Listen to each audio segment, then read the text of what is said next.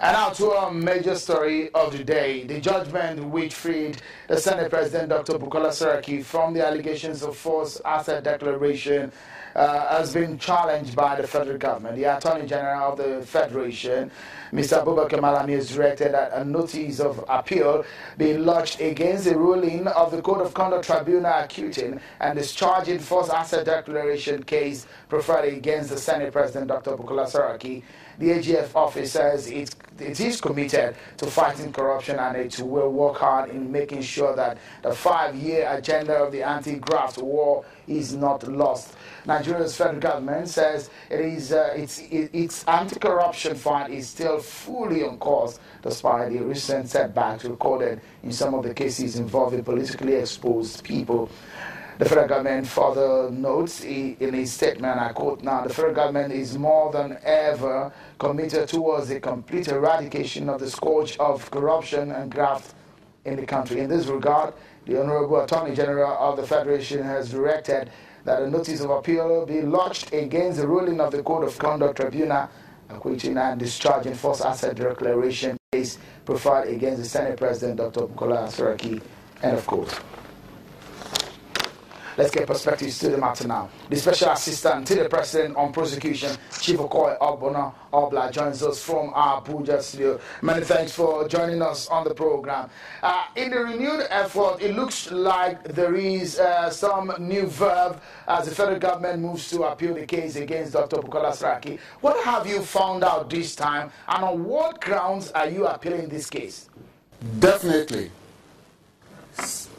Certainly. We are appealing. Accordingly, yesterday, being the 25th day of June 2007, the Office of the Honorable Attorney General of the Federation, through its prosecutor, Rotimi Jacob, SAN, filed a notice of appeal against the ruling of the Code of Conduct Tribunal in the case between the Federal Republic of Nigeria and Dr. Olu Bukola Abubakar Saraki. So that ruling was delivered on the 8th of June 2017. You were saying that you have about 11 grounds now. What are those grounds that you are taking up at the appeals right now? And what is the difference between what you have lost at the CCT and what you're taking up at the appeal?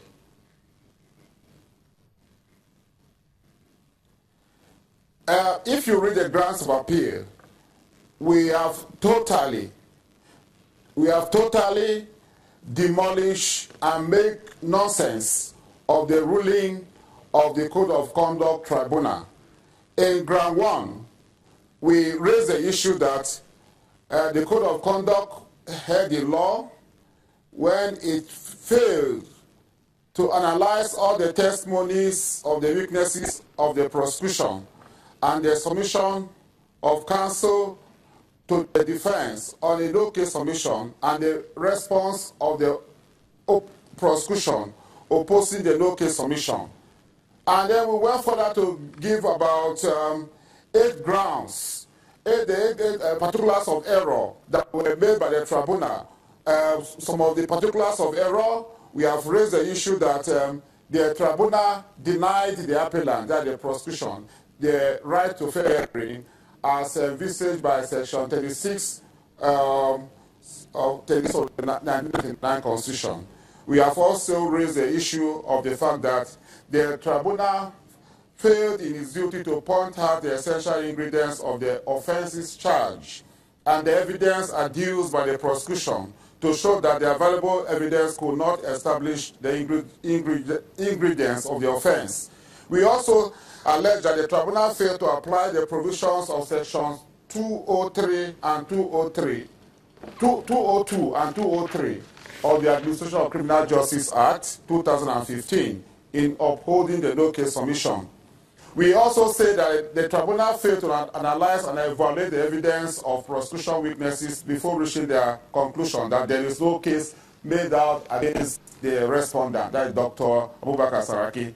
We also raised the issue. The learned members of the tribunal, in their consideration of a no-case submission, failed in their duty to look at the offences charged, the ingredients of the offence, and the evidence adduced by the prosecution before upholding the respondent's no-case submission. And so forth and so on. We also raised the issue the tribunal fails in its duty to point out the material evidence adduced by the prosecution witnesses touching the ingredients of the offense charge that was discredited by the respondent's counsel during examination. All right, you've listed, if I may quickly butt in there, you have listed a lot of issues on the grounds on which you are appealing this case. Let me quickly ask you these very short questions. First and foremost, do you have a signed judgment from the tribunal yet?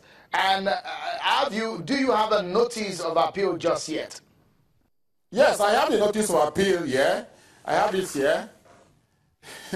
A certified true copy of the notice of appeal filed by us yesterday, the 20th day of June 2017. And it's here. It is signed by the registrar of the tribunal. It is here. You can see the stamp here. And we have about 13 pages.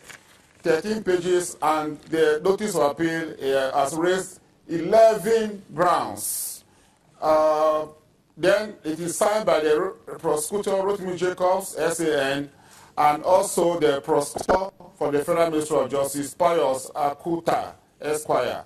So it is for real. In the judgment of the tribunal, if I may quickly coming in here, in the judgment of the tribunal, what have you discovered so far, which of course made you to make a move to appeal this case? Yes, for instance, if you were following the proceedings, you will find out that on the 24th day of March 2016, Dr. Saraki's defense team filed a motion asking that the case should be thrown out because of the fact that the case was allegedly investigated by investigators from DSS, EFCC, and ICPC, and that they were overruled.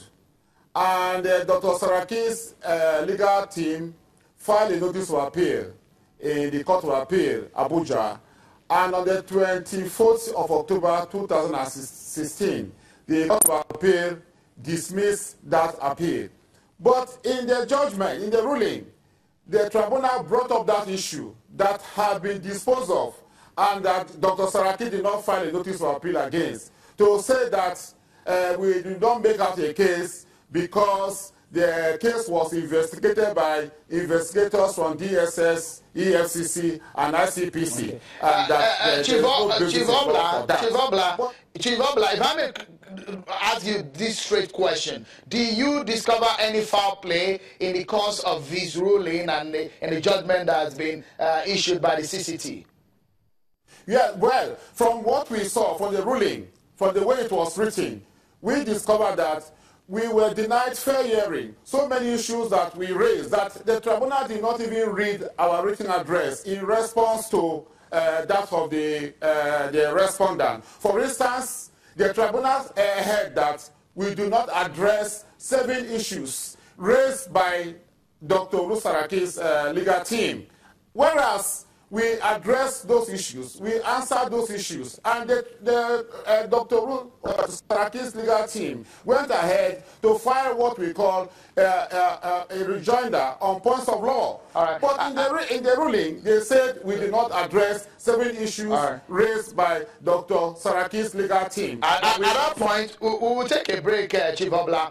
But when we come back from the break, we'll allow you more opportunity to speak on this case and the anti-corruption drive of the federal government. That's after now. Join us again.